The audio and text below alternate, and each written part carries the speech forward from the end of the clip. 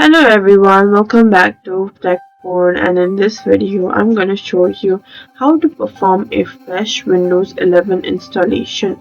First of all, before doing anything, you will need to back up any important files. After that, you will need to visit Microsoft Windows 11 download page.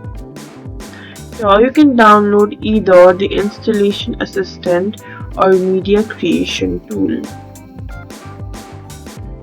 You will need to create a bootable USB drive and then boot your computer from it. You will need to follow the on-screen instructions to install Windows. After installation, complete the setup process and install drivers. And that's it.